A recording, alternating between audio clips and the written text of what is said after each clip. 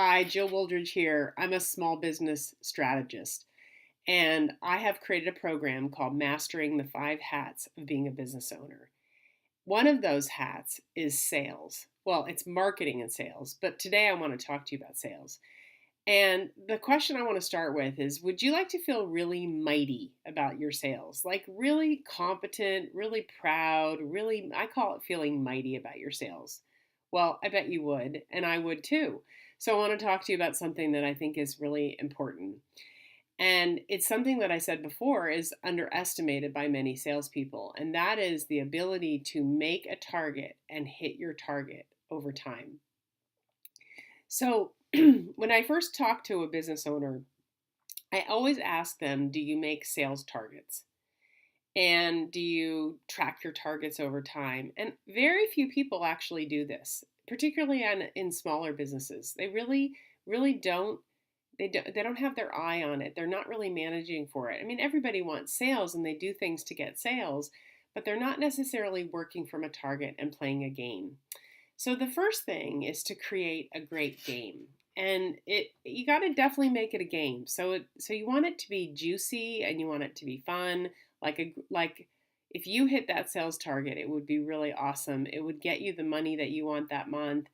And it's also got to be achievable to be a game, right? It can't be pie in the sky. So the first thing about setting a sales target is creating a target that really works. And then the next piece is what I call being a promise for the sales target. Being a promise is different from having a promise. Having a promise, you can make a promise and then have that promise, and then you can forget about it.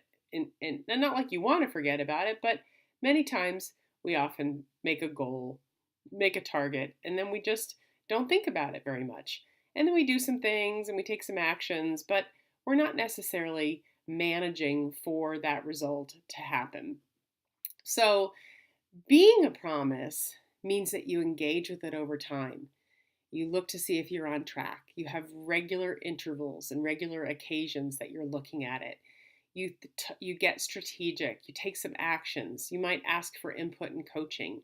So being a promise really is dealing with your results as something that's critical and important and working towards it on a step-by-step basis.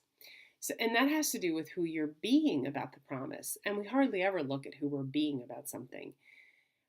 Now, once you have really dealt with yourself and you are being this promise shall be, then the next part is the activity. And you have to be clear about the activity that you're taking.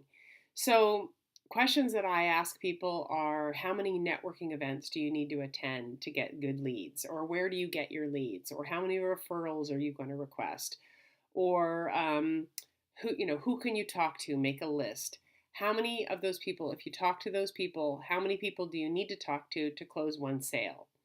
So I personally have it broken down so that I can know exactly how many people I need to talk to. And I'm pretty likely to have a sale. If I talk to X number of people, I will have one sale.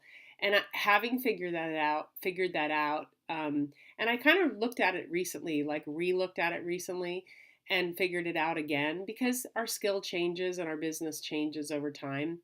And once I figured it out, it gave me a lot of confidence to be able to say, I'm going to have this number of sales in a month and then deliver on it.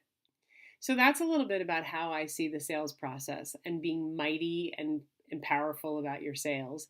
And if you'd like to hear more or you'd like to engage with me more, you can read my blog on my website. It's jillwooldridge.com, and there's a blog on there about this, or it will be posted pretty soon, actually, in the next day. So you can read my blog about this, or you can contact me and we can talk more about your sales and what you want to make happen.